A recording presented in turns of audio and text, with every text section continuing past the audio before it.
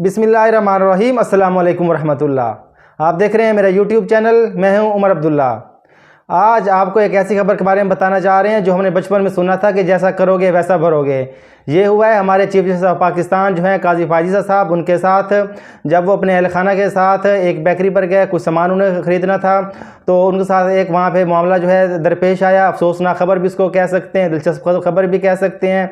और जो उन्होंने किए उनकी सज़ा भी उनको कह सकते हैं, उनके गुनाहों की सज़ा वो भी हम उसे कह सकते हैं। तो सबसे पहले आपको बताते हैं कि जो काजी जस्टिस फायज़ साहब है उनकी रिटायरमेंट में सिर्फ 30 दिन बाकी रह गए हैं। अब उनको रिटेन करने के लिए हुकूमत ने बहुत कोशिश की, सर धड़ की बाजी लगा दी। एक आईनी तरमीम लाना चाहते थे कि काजी साहब को जो है वो तकरीबन 4-5 साल एक्सटेंशन दे दी जाए और वो हमारी जो सुप्रीम कोर्ट है उसके सरबराह रहें और जो उनकी करप्शन है, जो धांधली है, उस पर वो पर्दा डालते रहें। तो नून लीग की सर धड़ उन्होंने बाजी लगा दी, सर धड़ की बाजी लगाई, उन्होंने सर तोड़ कोशिश की उन्होंने इस चीज़ के बारे में, और पीपल पार्टी ने भी उनका साथ दिया। जब बिलावल भुट्टो साहब से पूछा गया कि आप ये क्यों कर रहे हो, तो उन्होंने कहा ये मजबूरी है। अब क्या पता उनको कौन सी मजबूरी थी या किस तरह की मजबूरी लाग थी, शायद वो अपनी जो है जो धांधली उन्होंने की थी उसी को छुपाने की ट्राई कर रहे थे, या किसी और तरफ से उनको कोई अहकामात या पैगाम मसूल हुए थे जिसकी वजह से वो उनकी मजबूरी बना हुआ था। तो जो जस्टिस साहब हैं उनकी रिटायरमेंट में अब वो 30 दिन रह गए हैं और हुकूमत एक दफ़ा फिर कोशिश करेगी एक आईनी तरमीम लाने की, दोबारा उसको बिल पास करवाने की कि किसी तरह से काजी साहब को रखा जाए या एक आईनी अदालत बना दी जाए जो सुप्रीम कोर्ट से ऊपर होगी और उसका सरबराह काजी साहब को बना दिया जाए और जो सुप्रीम कोर्ट होगी उसकी एक मातहत अदालत बनकर रह जाएगी। तो काजी साहब जो हैं वो दावे करते हैं, वो कहते हैं कि मैं हमेशा एहतसाब और शफाफियत का दाई रहा हूँ। जी बिल्कुल, काजी साहब वो तो नज़र भी आया और उसका नमूना भी आपने देख लिया कि अवाम जो है, पाकिस्तान की अवाम वो किस कदर आपसे नफ़रत करती है और किन अल्फाज में आपको याद करते हैं। अभी तक तो आप ओहदे पर बड़ा जमान है, तो उस टाइम आपका ये हाल है। जब आप ओहदे से उतरेंगे तो अवाम फिर आपके साथ क्या करेगी। बिल्कुल, जो इंसान जैसा करता है उसके बाद उसको दुनिया में भी सज़ा मिलती है और आखिरत में सज़ा जो मिलेगी सो मिलेगी, लेकिन वो दुनिया में वो अपने जो अमाल हैं उनको सज़ा देख कर जाता है। तो खबर के मुताबिक जो काजी साहब हैं वो गए हैं एक बेकरी पे, वहाँ पर उन्होंने कुछ डोनट्स खरीदने थे, तो वहाँ पर जो सेलमैन था उसने उनकी बेइज्जती कर दी है।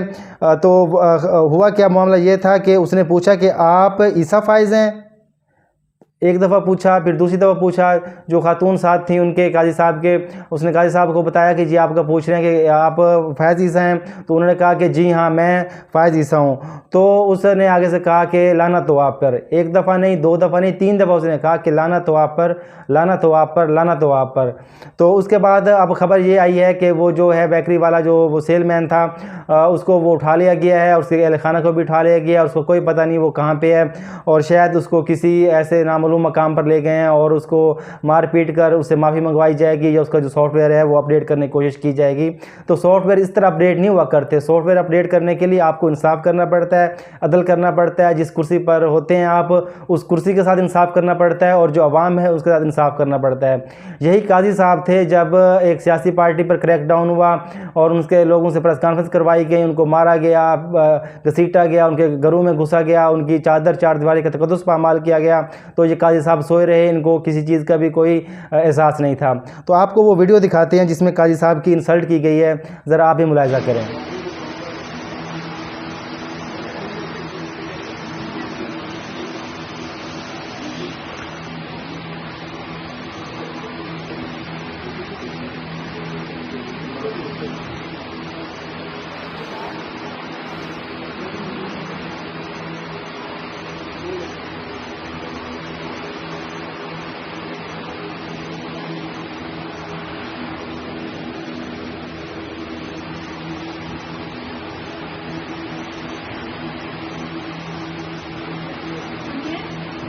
नौ स्ट्रॉबेरी कर लें और 9 क्लासिक चॉकलेट कर लें, सही है।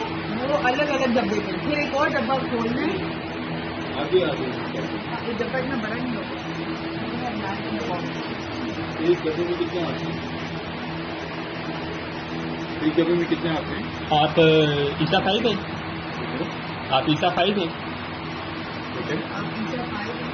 क्यों? मेरे पास ऑर्डर नहीं करते। लानत हो आपको। हाँ? लानत हो आपके।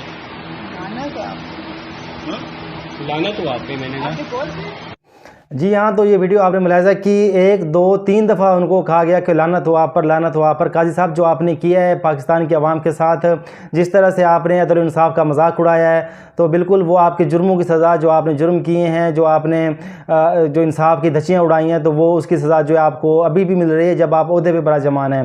तो सोचें जब आप इस ओहदे से उतरेंगे तो फिर आपके साथ क्या होगा। तो जो बेकरी है उसके जो इंतज़ाम है उसका मौक़िफ़ आया, उन्होंने कहा है कि हम गर्दिश करने वाली एक वीडियो से वाकिफ़ हैं जहाँ एक मुलाजिम ने किसी साहिब को सर्विस देने से इनकार कर दिया था। ये अमल एक फ़र्द वाहिद का था और उनका इस पर रद्द-ए-अमल आया। उन्होंने कहा कि ये बात हुई है ये हमारे एक सेलमैन ने की है, तो हमारी इंतज़ामिया का उससे कोई ताल्लुक़ नहीं है। तो उसके बाद जो है वो उस बेकरी पर रश लग गया, लोगों ने उस बेकरी पर वो जो डोनट्स थे वो ख़रीदना शुरू कर दिए और जोक लोग आए और इतने ज़्यादा लोग आए कि पुलिस को भी फिर वहाँ पे आना पड़ा, उसको सील करना पड़ा। तो उसके बाद जो है वो सुबह के टाइम भी, दोपहर के टाइम भी और रात के टाइम भी ये वीडियोज़ आप देख रहे हैं। तो उस टाइम उस बेकरी पर हर टाइम जो है वो रश लगा हुआ, काफ़ी ज़्यादा सेल हुई, उनकी जो डोनेट्स थे वो भी ख़त्म हो गए। तो इससे अंदाज़ा लगा सकते हैं कि अवाम जो है काजी साहब के अदल इंसाफ से कितना तंग थी।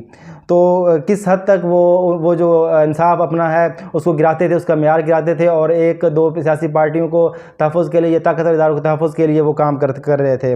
तो काजी साहब ने एक बयान दिया है, उन्होंने कहा है कि इंतखाबी नतीजे का बुनियादी सबूत फ़ॉर्म 45 नहीं बल्कि डाले गए वोट होते हैं। काजी साहब, जो डाले गए वोट होते हैं वो फ़ॉर्म 45 पे ही नोट डाउन किए जाते हैं। आप थोड़ा सा इस चीज़ को देख लें, थोड़ा सा आप अपनी नॉलेज है इसमें इजाफा कर लें। तो फ़ॉर्म 45 पर ही लिखे जाते हैं जो डाले गए वोट होते हैं। और साथ साथ जो रिपोर्टर जाते हैं कोर्ट में तो उन पर भी तनकीद करते हैं, उनको कहते हैं गाजी साहब के जी इनके डॉलर आ रहे हैं, तो ये डॉलर की वजह से ये अदलिया पर तनकीद करते हैं, ये साबित करते हैं। काजी साहब ये उनका काम है, उन्होंने रिपोर्टिंग करनी है, ये उनका काम है, वो करेंगे चाहे डॉलर आएँ या ना आएँ। वो अपने अदारों से भी सैलरी ले रहे हैं। तो जो आप हैं, आपकी जो सैलरी है वो भी तकरीबन $5000 के करीब बनती है, आपकी मराद जो हैं वो अलग हैं। तो काजी साहब, आप दूसरों के डॉलर पर नज़र ना रखें, आपका काम है इंसाफ करना। आपका काम किसी के डॉलर देखना नहीं है या किसी की तनख्वाह या सैलरी देखना नहीं है, आपने इंसाफ करना है तो इंसाफ कीजिए। उन्होंने मज़ीद ये कहा कि आज गुनाहों का इतराफ़ करेंगे तो आखिरत की सज़ा से बचेंगे। काजी साहब, आपको दुनिया में सज़ा मिल रही है और इंशाअल्लाह आपको इस चीज़ की जो आखिरत में भी सज़ा मिलेगी, जो आपने पाकिस्तानियों के साथ किया, जो आपने सियासी लोगों के साथ किया। तो इस पर इमरान रियाज साहब ने कहा कि बिस्मिल्लाह कीजिए हजूर, तो आप जो अपने गुनाह हैं उनका इतराफ़ कीजिए। इमरान खान साहब ने भी रद्द-ए-अमल दिया। इमरान खान साहब ने कहा कि साबित हो चुका कि काजी फ़ाइज़ ईसा इनके साथ मिला हुआ है। काजी उनका एक खिलाड़ी और सिकंदर सुल्तान राजा दूसरा खिलाड़ी है। थर्ड अंपायर इनका कप्तान है जो सारा कुछ कंट्रोल कर रहा है। काजी हम पर होने वाले जुल्म को तहफ़्फ़ुज़ देता रहा। काजी फ़ाइज़ ईसा का काम था कि वो बुनियादी हकूक़ का तहफ़्फ़ुज़ करता। ट्रायल के बगैर हमारे लोग 16 माह से जेलों में हैं।